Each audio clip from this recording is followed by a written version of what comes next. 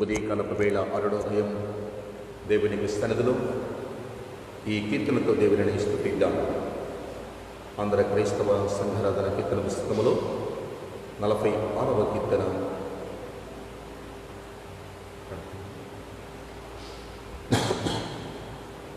ప్రభువా నిన్నారాధింపను జేరీతిమి ఉదయ శుభకాంతి ప్రభవింపగా, దేవా నేడు శుభకాంతి విరజిమ్మగా. ప్రభువ నిన్నారాధింపను జేరీతిమి ఉదయ శుభకాంతి ప్రభవింపగా, దేవా నేడు శుభకాంతి విరజిమ్మగా. విభవముగను ప్రభాకరముగను విరియుని తేజం వెలర్పగ, నబిదనంబుల గూడి భక్తిని ఆత్మతో సత్యంబు తోడను. ప్రభువ నిన్నారాధింపను జేరీతిమి ఉదయ శుభకాంతి ప్రభవింపగా, దేవా నేడు శుభకాంతి విరజిమ్మగా.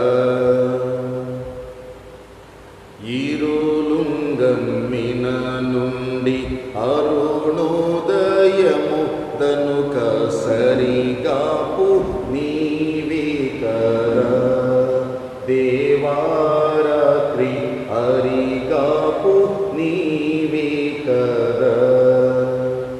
విరివిగా మా హృదయ సీమల నెరసియుండిన చీకటులుబు దరిమి శాంతం వైన మనసుల దయ ప్రసాదింపను భజింతుము. ప్రభువ నిన్నారాధింపను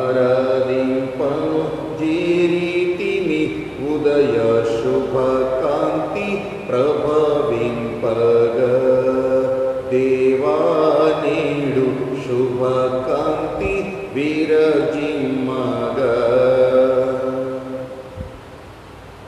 అనగని సాన్నిధ్యమున నుండగా మా దుర్మనసుల సరిచేయుము.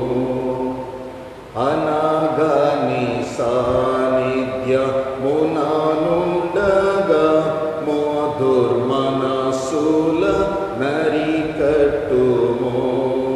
దేవా మా దుర్మనసుల శుచి చేయుము. వినయ భయభక్తులు దలర్పగ వినుచు నీ వాక్యోపదేశము లనిశమును ధ్యానింపనాత్మను వనిచితుదగు ప్రసన్నమగుము. ప్రభువ నిన్నారాధింపను జేరీతిమి ఉదయ శుభకాంతి ప్రభవింపగా, దేవా నేడు శుభకాంతి విరజిమ్మగా.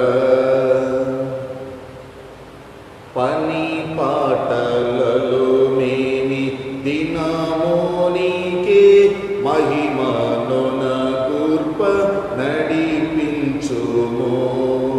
దేవా నిన్ని ఘనపరచ నడిపించుము. పని పాటలలో మేమి దినమోనికే మహిమనొన గుర్ప నడిపించుము. దేవా నిన్ని ఘనపరచ నడిపించుము. తనువు శ్రమ చేయబడలినను మా దారి దుర్గమైన కనబడ, వనట చెందకనేది చేసిన ప్రభువు కొరకని చేయ నడుపును. ప్రభువ నిన్నారాధింపను జేరీతిమి ఉదయ శుభకాంతి ప్రభవింపగా, దేవా నేడు శుభ శుభకాంతి విరజిమ్మగ.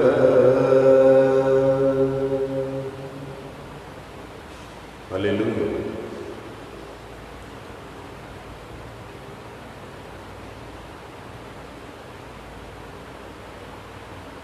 ప్రభునామమునకు స్తోత్రములు. క్రీస్తునందు ప్రియ దేవుని బిడ్డలారా, ప్రియ దేవుని సంఘమా, నేటి ప్రత్యేక ఈ నూతన దినము, ఈ నూతన ప్రాతకాల సమయం, ఈ అరుణోదయం ఉదయకాలపు వేళ పరిశుద్ధ దేవుని వాక్య ధ్యాన భాగంలో మనము ధ్యానం చేస్తూ ఉన్న ప్రసంగి గ్రంథము ధ్యాన భాగంలో 7వ అధ్యాయం మొదటి వచనం నుండి 10 వచనం వరకు ఉన్నటువంటి ఈ అధ్యాయంలో ఉన్న మొదటి భాగాన్ని గమనిద్దాం. ప్రసంగి గ్రంథం 7వ అధ్యాయం మొదటి వచనం నుండి ప్రారంభం గమనించండి. సుగంధ తైలము కంటే మంచి పేరు మేలు. గమనించండి. 6వ అధ్యాయం మొదటి వచనం నుండి 5వ అధ్యాయం వరకు మనం ధ్యానం చేశాం. 6వ అధ్యాయం సూర్యుని క్రింద దురవస్థ ఒకటి నాకు కనబడింది. అది మనుషులకు బహు విశేషముగా కలుగుచున్నది. ఏమనగా, దేవుడు ఒకరికి ధనధాన్య సమృద్ధిని ఘనతను అనుగ్రహించును. అతడు ఏమీ కోరినను అది అతనికి తక్కువ కాకుండాను. అయినను దానిని అనుభవించుటకు దేవుడు వానికి శక్తిని అనుగ్రహింపడు. అన్యుడు దానిని అనుభవించును. ఇది వ్యర్థముగాను గొప్ప దురవస్థగాను కనబడుచున్నది. ఒకడు 100 మంది పిల్లలను కనినను, దీర్ఘాయుష్యమంతుడై చిరకాలము జీవించినను, అతడు సుఖానుభవం నెరుగకయు తగిన రీతిని సమాధి చేయబడకయు ఉండిన ఎడల వాని గతి కంటే పడిపోయిన పిండము యొక్క గతి మేలని నేను అనుకొనుచు ఉన్నాను. అది లేమిడితో వచ్చి చీకటిలోనికి పోవును. దాని పేరు చీకటి చేత కమ్మబడెను. అది సూర్యుని చూచినది కాదు, ఏ సంగతి దానికి తెలియదు. అతని గతి కంటే దాని గతి నెమ్మది గలది. అట్టివాడు 2000 సంవత్సరములు బ్రతికి మేలు కానకయి ఉన్న ఎడల వాని గతి అంతే. అందరూ ఒకే స్థలమునకి వెళ్ళుదురు కదా. నేటి ఉదయకాల సమయంలో పరిశుద్ధాత్మ దేవుడిచ్చిన ఈ ఉదయకాలపు వేళ ఈ దివ్యమైన ఈ సత్యవాక్కులను ఆత్మదేవుడు మన హృదయాలను ఆశీర్వదించి బలపరచును గాక. ఆమేన్. ప్రభునందు ప్రియ దేవుని బిడ్డలారా, ప్రియ దేవుని సంగమం, ఈ అరుణోదయం దేవుని మాట ఈ కార్యక్రమానికి ఫేస్బుక్లో, యూట్యూబ్లో అంగీకరిస్తూ ఉన్న దేవుని మాటలు గమనిస్తూ ఉన్న మీ హృదయాల్లో పరలోకపు దేవుని యొక్క సన్నిధి, పరలోకపు దేవాది దేవుని ఘనమైన కృప మీ హృదయాలు, మీ యొక్క సన్నిధిలో, దేవునికి సన్నిధిలో దేవునికి బలమైనటువంటి సంతోషము నింపబడాలని ప్రభు పేరిట నేను ఆశిస్తూ ఉన్నాను. ఈ అరుణోదయమున జీవము గల దేవుని మాటలు మనము గుర్తించడం, పరలోకములో ఉన్న దేవుని యొక్క జీవాహారమును దేవుని వాక్యము ద్వారా మనం అందుకోవడం దేవుడు మనకి ఇచ్చిన భాగ్యం. కారణం ఏమిటంటే, ఈ ఉదయకాల సమయంలో లోక సంబంధమైన అల్పాహారములతో మన శరీర ప్రాణాత్మలను మనము బలపరుచుకునే కంటే, కాపాడుకునే కంటే, ఉదయకాలము అల్పాహారం తీసుకోకపోతే ఎంతో ప్రాణం నీరసించిపోద్ది, నీరసంగా బలహీనంగా ఉంటాం. కానీ లోక సంబంధమైనటువంటి ఈ భూ సంబంధమైన తాత్కాలికమైన అల్పాహారముల కంటే జీవాహారము అయినటువంటి జీవము గల దేవుని మాట మనము అంగీకరించడం, ఆ మాటలు మన హృదయమనే గదిలోనికి వాటిని చేర్చుకోవడం మనకెంతో ఆశీర్వాదకరం. ఎందుకంటే ప్రభు ఒక మాట అన్నారు, మనుషుడు రొట్టె వలన మాత్రము కాదు కానీ దేవుని నోటలను వచ్చు ప్రతి మాట వలన మానవుడు జీవిస్తాడు అని యేసయ్య చెప్పిన మాట మనము గమనిస్తాం. అలనాడు దేవుని మాట అంగీకరించిన వాడు వాళ్ళకి ఆకలి దప్పులు గుర్తుకు రాలేదు. ఉదాహరణకి నిర్గమకాండములో మనం చూస్తే మోషే 40 దినాలు దేవుని సన్నిధిలో ఉన్నాడు. 40 దినాలు దేవుని సన్నిధిలో ఉన్నప్పటికీ దేవునికి సన్నిధిలో ఉన్న ఆ సంతోషం, దేవుని సన్నిధిలో ఉన్న ఆ ఆరోగ్యం, దేవుని సన్నిధిలో ఉన్నటువంటి ఆ కృప ఈ భూ సంబంధమైన వాటి వైపుకు మోషేని వెళ్ళనివ్వలేదు. ఆకలి గుర్తుకు రాలేదు, దప్పిక గుర్తుకు రాలేదు, ఈ భూ సంబంధమైన ఏదియు తన మనస్సులోనికి జ్ఞాపకానికి రాలేదు. ప్రియ దేవుని బిడ్డలారా, అలాగూ దేవుని చేత మోషే దీవించబడ్డాడు. దేవుని కృప చేత దేవుని శక్తితో మోషే ఆశీర్వదించబడ్డాడు. ఈ ఉదయకాల సమయంలో ఈ అరుణోదయమున జీవము గల దేవుని మాటలు జీవాహారముగా దేవుడు మనకు అందిస్తూ ఉన్నారు. కాబట్టి ఈ మాటలే మన సర్వ శరీరానికి ఆరోగ్యాన్ని కలిగిస్తూ ఉన్నాయి. ఈ మాటలే మన హృదయానికి నెమ్మదిని కలిగిస్తూ ఉంటూ ఉన్నాయి. ఈ మాటలే కృంగిపోయిన సొమ్మసిల్లిపోయిన వారిని ఎంతగానో బలపరిచే మాటలుగా దేవుడు తన వాక్యము ద్వారా మనకు వెల్లడిపరుస్తూ ఉన్నాడు. అనాది కాలంలో దేవుని మాట బయలుపడుతూ ఉన్నప్పుడు నీ దాసుడు ఆలకించుచున్నాడు, సెలవిమ్ము అని దేవుని మాటలకు చెవియొగ్గారు. దేవుని మాట వింటే ఈ అరుణోదయమున ఆ పరలోకపు దేవుని శక్తి కలిగిన మాటను మనము గుర్తిస్తే అతడు ఎలా ఉంటాడంటే బండ మీద తన ఇంటిని కట్టుకొనిన బుద్ధిమంతుడిని పోలి ఉంటాడు అని వాక్యములో ఉన్న లేఖనాన్ని మనం గమనిస్తాం. అతడు మాట విన్నాడు, బండ మీద తన ఇంటిని కట్టుకున్నాడు. మరి ఇప్పుడు మాట వినలేదు, విన్నట్టుగా ఉన్నాడు. సరేనయ్యా అన్నాడు, సరే ఆ ప్రకారమే పోదాము అన్నట్లుగా ఉన్నాడు. కానీ పెడచెవిని పెట్టాడు, నిర్లక్ష్యం చేశాడు, అశ్రద్ధ చేశాడు. దేవుని మాటను ఇసుక మీద కట్టుకున్నాడు. ఏమైంది? గాలి వచ్చను, తుఫానులు విసిరాయి. దాని పాటు సరిగా లేనందువలన అది కుప్పగొలిపోయింది. దేవుని మాట శక్తి కలిగినటువంటి మాట, దేవుని మాట నిత్య మహిమలను నడిపించే మాట, దేవుని మాట మనలను ఈ లోకములో నిలకడగా దేవుని కృపలో క్రీస్తు అనే బండ మీద నిలబెట్టే మాట. ఒకళ్ళు అంటారు చూడండి, వీడు ప్రాణం పోయిన మాట మీద నిలబడేవాడండి, మాట తప్పేవాడు కాదండి. సమాజంలో మనం గమనిస్తాం, మాట ఏదైతే అన్నాడో అదే మాట మీద నిలబడే మనిషి అండి. ఆ సాక్ష్యము మన క్రైస్తవ విశ్వాస జీవితంలో మనము కలిగి ఉంటే ఈ మాటలు మనకు అందిస్తున్న ఆ దేవుని హృదయం ఎంత సంతోషపడుతుందో, ఆ దేవుని హృదయం ఎంతగా ఆనందిస్తుందో. ఈ రోజున జీవము గల దేవుని మాటలు విన్నిటిని మనం గుర్తిస్తూ ఉన్నాం. ఏవేవో వాటి ద్వారా కార్యక్రమాల ద్వారా దేవుని మాటలు మనం అంగీకరిస్తూ ఉన్నాం. ఒక్క మాట అయినా నీ మనసులో నిలబడే విధంగా ఉన్నదని, ఒక్క మాట అయినా ఒక్క వాక్యమైన నీ విశ్వాసాన్ని స్థిరపరిచే విధంగా ఉన్నదా ఆలోచన చేద్దాం. ఈ ఉదయకాల సమయంలో మనము చదువుకున్నాం ఈ ప్రసంగ గ్రంథము 6వ అధ్యాయం ప్రారంభంలో మొదటి 6 వచనాలు మనము గమనించాం.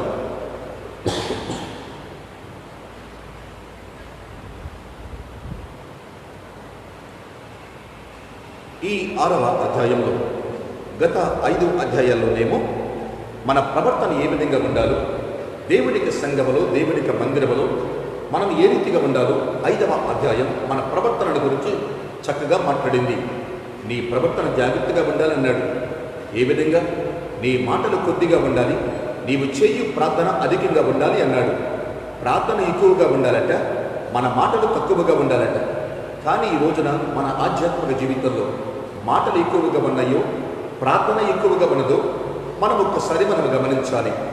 రెండవ అనుభవం, నీవు ఏదైతే దేవుని శ్రేణులు మొక్కుకున్నావో దానిని ఆ మొక్కుకునేటువంటి ఆ మొక్కుబడులను దేవునికి ఇవ్వడానికి, నీవు అనుకున్న విధంగా చెల్లించడానికి నీవు తడవ చేయొద్దు అని అన్నాడు.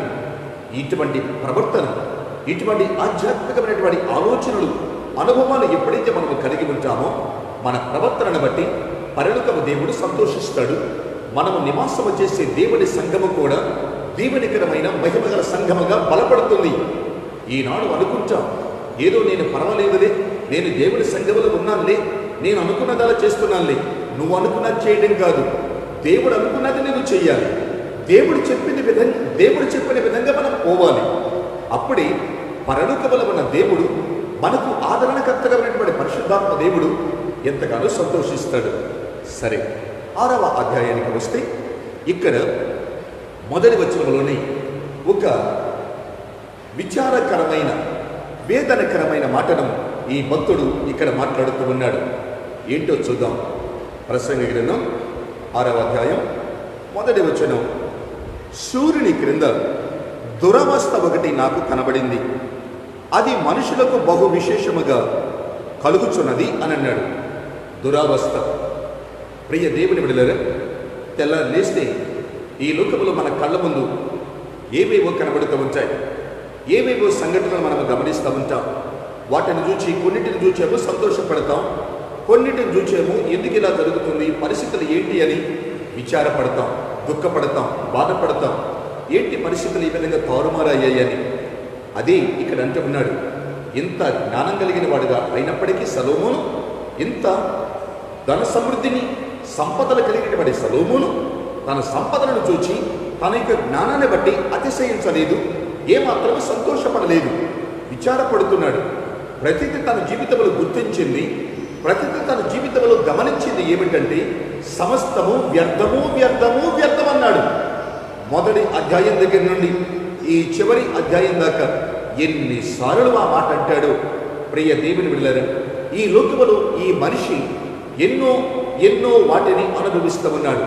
నాకేం పర్వాలేదన్నట్టుగా ఉంటూ ఉన్నాడు, కానీ ఉన్నట్లుగా ఉన్నాడు, కానీ అనుకున్నట్లుగా ఉంటున్నాడు, కానీ తన హృదయానికి పరిపూర్ణమైనటువంటి నెమ్మది, తన మనస్సుకు పరిపూర్ణమైనటువంటి శాంతి సమాధానాలతో ఈనాడు ఈ మనిషి ఈ సమాజంలో జీవిస్తూ ఉన్నాడా?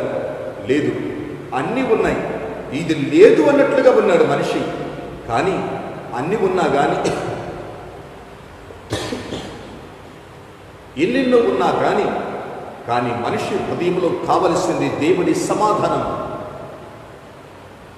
మనిషి హృదయంలో మనిషికి అవసరమైంది పరిపూర్ణమైనటువంటి శాంతి, ఆరోగ్యం. ఇవి లేకుండా ఏమి సుఖం, ఇవి లేకుండా అన్ని ఉన్నాయి అని చెప్పుకుంటే ఏమి ప్రయోజనం? ప్రియ దేవుని బిడ్డలారా, ఇక్కడ అదే అంటూ ఉన్నాడు. సూర్యుని క్రింద దురవస్థ ఒకటి నాకు కనబడింది, అది ఏంటి? 2వ వచనం. ఒకడు దేవుడు ఒకనికి ధాన్య సమృద్ధిని ఘనతను అనుగ్రహించును, అతడు ఏమి కోరినను అది అతనికి తక్కువ కాకుండాను, అయినను దానిని అనుభవించుటకు దేవుడు వారికి శక్తిని అనుగ్రహింపడు.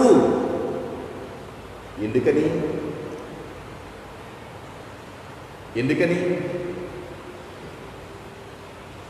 ఇచ్చిన దేవుని పట్ల కృతజ్ఞత లేనివాడు. 5వ అధ్యాయం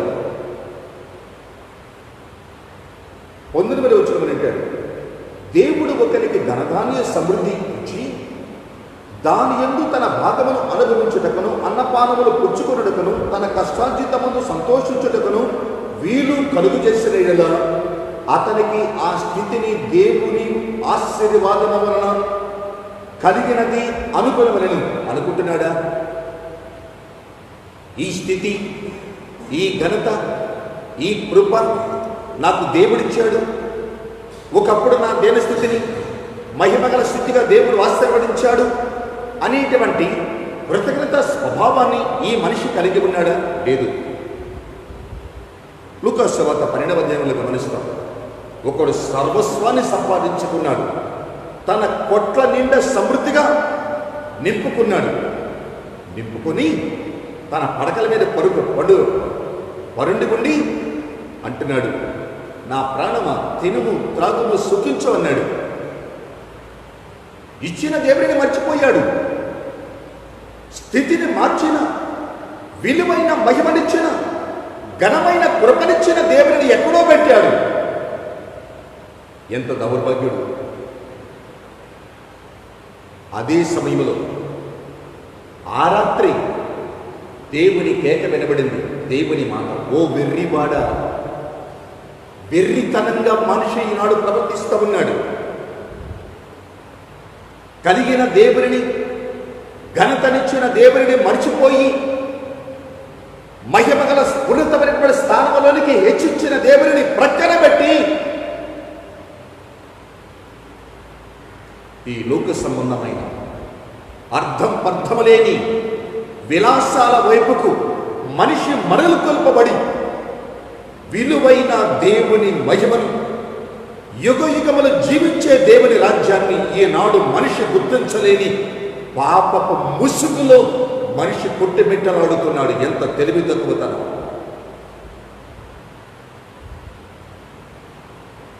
గుర్తిస్తూ ఉన్నావా? ఇక్కడ అదేంటూ ఉన్నాడు. 2వ వచనం,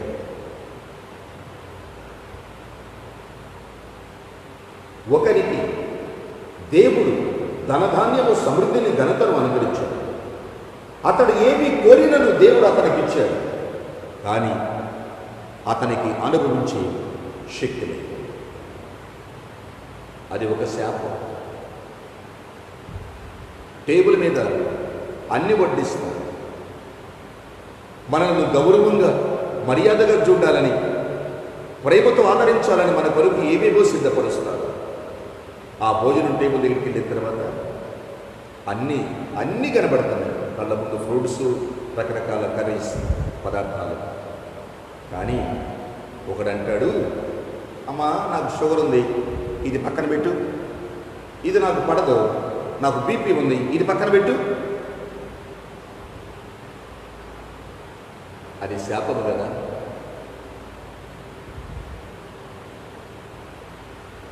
కానీ ఈ శాపగ్రస్తమైనటువంటి స్థితిలో నుండి మనలను మహిమగల స్థితిలో నడిపించే దేవుని మాట నీ మనసులో ఉంటే,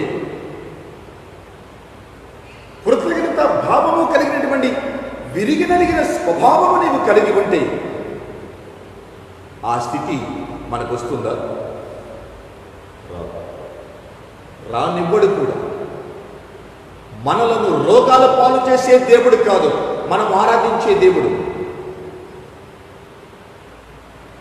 మన యొక్క బుద్ధిహీనత, మన యొక్క నిర్లక్ష్యము, మనలో ఉన్నటువంటి ఆ తెలివితత్వతనమై ఇటువంటి బలహీనతలకు గురి చేస్తుంది. ఈరోజు మన వెర్రితనాన్ని మనం సరిచేసుకొని గుర్తించి, ప్రభువా నా స్థితిని నీవు మార్చావు, నీ కృపలో నాకు ఘనమైనటువంటి స్థానాన్ని నీవు నాకు ఇచ్చావు ప్రభు అని దేవుని పరిశుద్ధ పాదాల దగ్గర పడి ప్రాధేయపడి విరిగి నలిగిన హృదయాలతో దేవుడిని ఆరాధించగలిగి ఆయనను స్తుతించగలిగే స్వభావము నీవు కలిగి ఉంటే దేవుడిచ్చిన ఆ ఆశీర్వాదాన్ని, దేవుడిచ్చిన ఆ విలువైన ఘనమైన కృపను ఎందుకు నీవు పరిపూర్ణంగా అనుభవించలేవు? ఆలోచన చూద్దాం.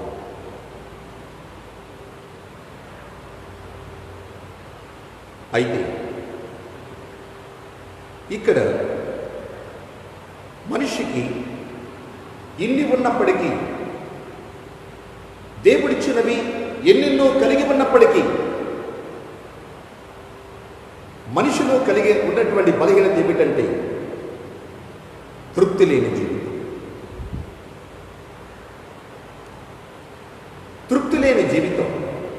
ఇది నాకు ఇచ్చేయండి, దీనితో నేను సరిపెట్టుకోవాలి, దేవుడిచ్చిన దానితో దేవుడిచ్చిన ఆరోగ్యంతో నేను సుఖంగా ఉండాలి అనేటువంటి స్వభావం మనిషిలోనికి రావడంలా ఇంకా అది లేదే, ఇంకా ఇది లేదే, అనుకున్నది రాలేదే, ఇటువంటి ఐహిక సంబంధమైనటువంటి విచారాలు నిన్ను తృప్తి లేకుండా చేస్తూ ఉన్నాయి.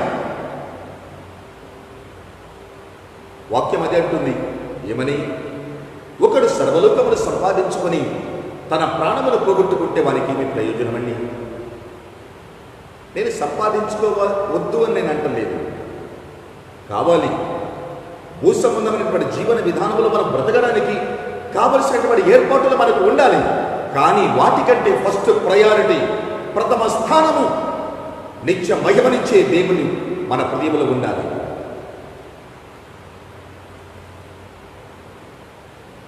యుగ యుగముల సంతోషముతో దేవుని సమాధానముతో మనలను సంతోషపరచగలిగి దేవుని వాక్యము మన గుండెల్లో కదులుతూ ఉండాలి.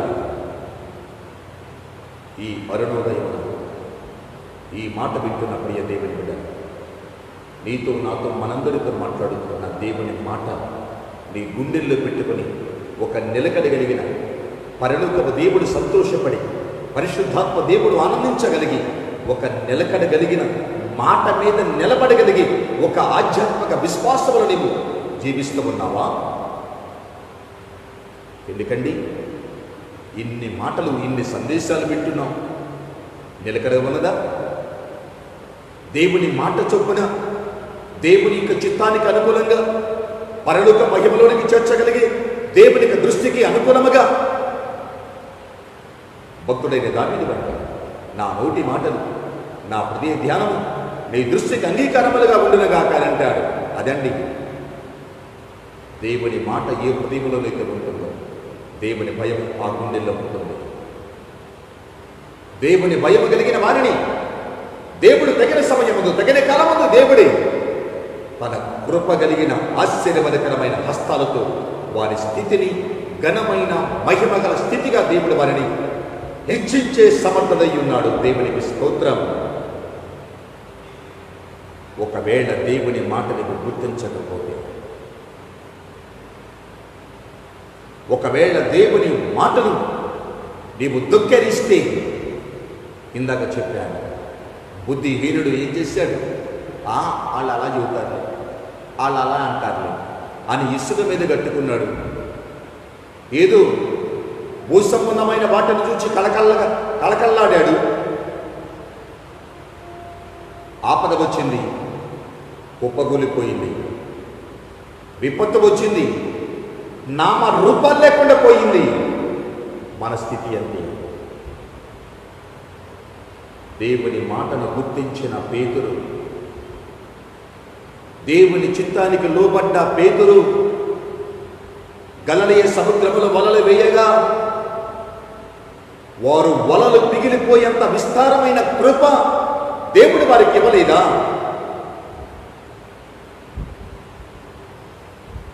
ఈ రోజున దేవుని మాట వినడానికి, దేవుని మార్గములోనికి రావడానికి, దేవుని యొక్క వాక్యానికి అనుకూలంగా జీవించడానికి ఎంత కష్టమో, ఎంత బాధో. ఈ లోకములో దేనికి కష్టం ఉండదు, కానీ దేవుని మాట వినడానికే చాలా కష్టం. అయ్యా మేము వెళ్ళలేకపోతున్నాము, ఆ మాట ఏదో చెబుతున్నావు కానీ దాని ప్రకారం బతకాలంటే చాలా కష్టం కదా అయ్యా. అవును, ఇక్కడ కష్టమే, అక్కడ సుఖం. యుగయుగములు సంతోషంగా ఉండి యుగయుగములు దేవుని ఆత్మలో ఆనందించగలిగి ఆ సంతోషాన్ని నీవు కావాలంటే ఇకనైనా నీ మాట నేను వింటానయ్యా, నీ మార్గములో నీ బిడ్డగా నేను ఉంటాను ప్రభువా, నీ చిత్తానికి అనుకూలంగా నేను ఈ లోకములో బ్రతికిన 4 దినాలు నీ వాక్యమని వెలుగులో నా అడుగులు ముందుకు వేస్తాను ప్రభు అని దేవునికి నిన్ను నీవు సజీవయాగంగా సమర్పించుకో.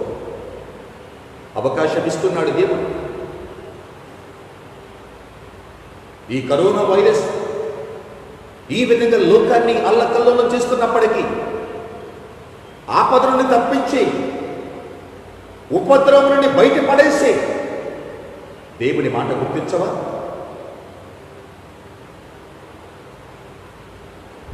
దేవుని మార్గములోనికి రాలేవా?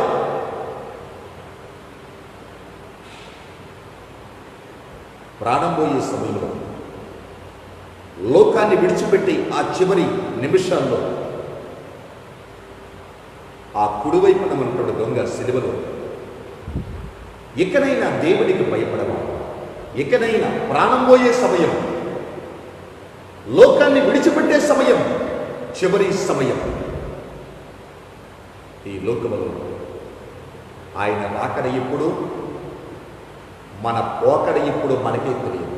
మనం ఎప్పుడు పోతామో ఎవరికైనా తెలుసండి? ఎవరికైనా గ్యారెంటీ ఉందా? లేదు. అన్నిటికీ గ్యారెంటీలు ఉన్నాయి. ప్రతి వస్తువుకి గ్యారెంటీ ఉంది. ఇదండి 2 సంవత్సరాలండి, ఇదంటే 5 సంవత్సరాలండి, అన్నిటికీ గ్యారెంటీ ఇస్తుంది. కానీ మనిషి జీవితానికి గ్యారెంటీ లేదండి. ఎప్పుడు ఊడిపోతామో, ఎప్పుడు పడిపోతామో తెలియదు.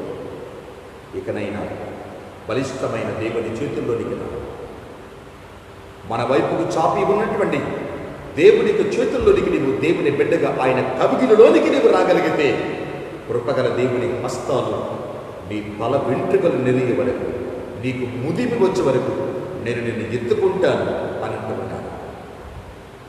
దేవుని స్వాధీనంలోనికి నీవు రాగలిగితే దేవుని మాట వినగలిగి నలిగిపోయిన కరిగిపోయిన స్వభావము నీవు కలిగి ఉంటే ఆ పరలోకపు దేవుడు తన ప్రియబిడ్డగా యేసు క్రీస్తు అనే దేవుని కుటుంబములోనికి, యేసు క్రీస్తు అనే దేవుని ఇంటిలోనికి మనం రావడానికి, ఆయన బిడ్డలముగా ఉండడానికి దేవుడు మనకు అర్హతని ఇవ్వబోతున్నాడు.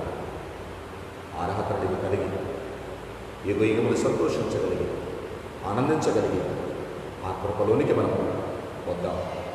ఒక నూతన తీర్మానంతో, ఒక నూతన ఉద్దేశంతో దేవుని మార్గములు దేవుని బిడ్డలుగా జీవిద్దాం. అట్టి కృప, అట్టి ధన్యత ఈ అరుణోదయం ఈ మాటలు వింటున్న మనకందరికీ పరలోకపు దేవునికి సన్నిధి మనల్ని సదాకాలము రానున్న మహిమ వేగములకు ఆ పరలోకపు దేవుడు సిద్ధపరచుకుంటారు. ఆమేన్.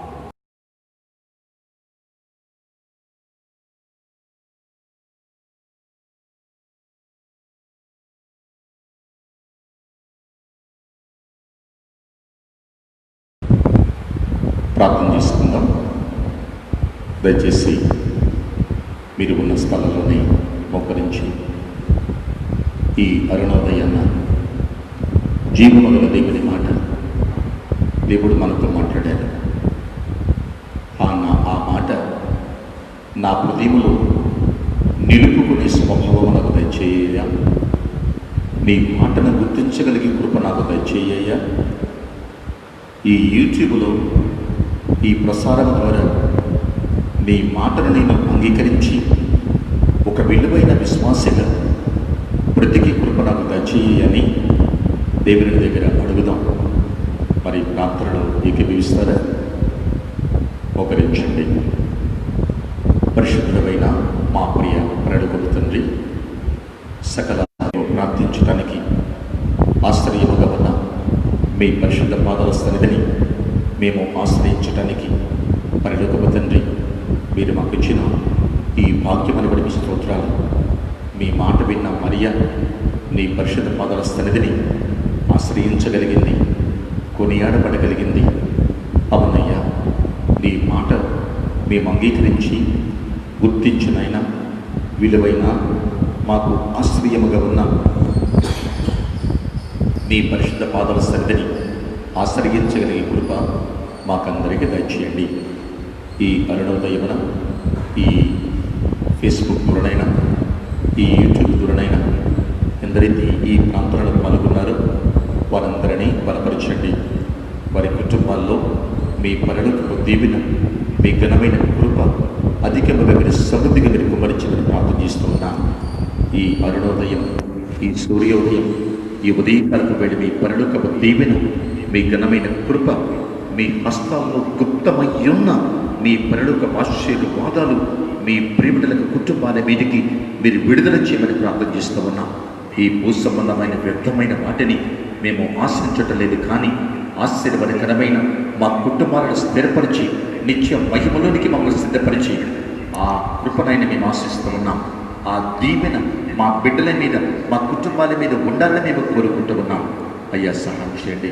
అనారోగ్యంగా ఉన్న వారిని మీరు స్వస్థపరచండి. గాయాలతో ఉన్న మీ హస్తములు చాపి వారిలో ఉన్న ప్రతి వ్యాధిని, ప్రతి బలహీనతలను యేసు క్రీస్తు నామమును మీరు బంధించమని ప్రార్థిస్తూ ఉన్నాను. అయ్యా, సహాయం చేయండి. ఈ ప్రస్తుత దినాల్లో ఈ కరోనా వైరస్ కలవరముతో ఉన్న, ఆపదలో ఉన్న ప్రియ బిడ్డలందరినీ మీ బలిష్టమైన హస్తాలకు అప్పగిస్తూ ఉన్నాను. ఆశీర్వాదకరమైన కృపగలిగిన మీరు ఎక్కడ చోటున ప్రతి ఒక్కరిని కృప మీరు కాపాడమని ప్రార్థిస్తూ ఉన్నాను. ఈ అపాయమని ఎందుకు రాదన్నా నిన్ను కాపాడేవాడు కొనికడు నిద్ర పూడు అనే వాక్యములు వాగ్దానమని చేసిన మా తండ్రి మీకు స్తోత్రాలు. ఈ కరోనా వైరస్ బారిన పడకుండానైనా ఆశ్చర్యకరమైన మీ కృప చల్లని ఒడిలు ప్రతి ఒక్కరిని కృప మీరు కాపాడేమని ప్రార్థన చేస్తూ ఉన్నాను. అయ్యా, సహాయం చేయండి. ఎవరెవరు ఎట్టి అవసరాలు ఉన్నారో వారికి అవసరాల కొరకు గుర్తించండి, వారికి అక్కల కొరకు గుర్తించండి. నాయన, మా సహాయకుడు నీవి, మా ఆధారం నీవి. మీ బిడ్డలకు ప్రతి అవసరాలు మీ పరిణుకపు దీవెనలు మీ బిడ్డలకు అనుగ్రహించమని ప్రార్థన చేస్తూ ఉన్నాను. అయ్యా, సహాయం చేయండి. మీ బిడ్డల ప్రభు నీ చేతులకు అప్పగిస్తూ ఉన్నాను.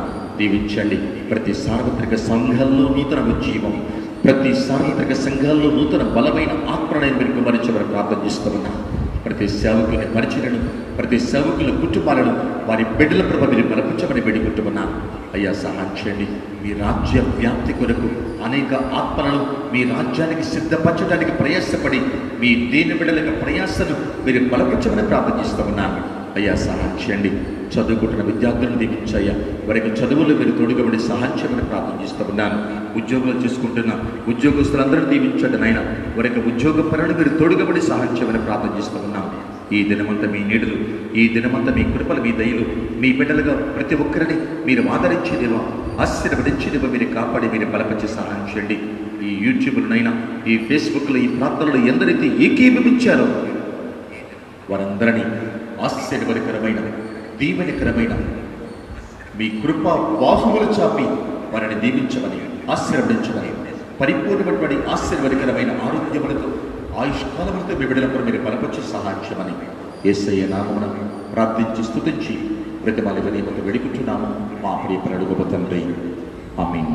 పరలోకమందున్న మా తండ్రి, మీ నామము పరిశుద్ధపరచబడునుగాక, మీ రాజ్యము వచ్చునుగాక, మీ చిత్తము పరలోకమందు నెరవేర్చునుగాక. మా అనుదిన ఆహారము నేడు మాకు దయచేయండి. మా ఎడల అపరాధములను మేము క్షమించి ఉన్నట్లుగా మా అపరాధములను క్షమించండి. మమ్మల్ని శోధనను తేకాకండి, దుష్టుడు తప్పించండి. రాజ్యము శక్తియు మహిమయు నిరంతరము నీవి ఉన్నవి తండ్రి. ఆమేన్. పరమ తండ్రి అయిన దేవుని ప్రేమ, కుమారుడైన యేసుక్రీస్తు వారి దివ్యమైన కృప, ఆదరణకర్త అయిన పరిశుద్ధాత్మ త్రియేక దేవుని అన్యోన్య సహవాసము, పరలోకపు దేవాది దేవుని కృపా సమాధానము, ఆశీర్వాదము, ఘనమైన దేవుని కృప సదా మీకు తోడయుండి సంరక్షించి కనికరించి కాపాడి బలపరచునుగాక. ఆమేన్. ఆమేన్. ఆమేన్.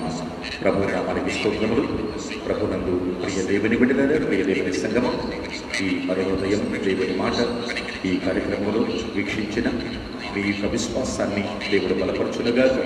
రామయ్యున్న మహిమ వేగము కొరకు మనలందరినీ ఆ పరలోకపు దేవుడు సిద్ధపరచునుగాక. మీ కుటుంబాల్లో మీ బిడ్డలకు జీవితాల్లో ఒక ఆశీర్వాదకరమైన అభివృద్ధి పదములు పరిశుద్ధాత్మ దేవుడు దయచేయునుగాక. ఆమేన్. సెలవు.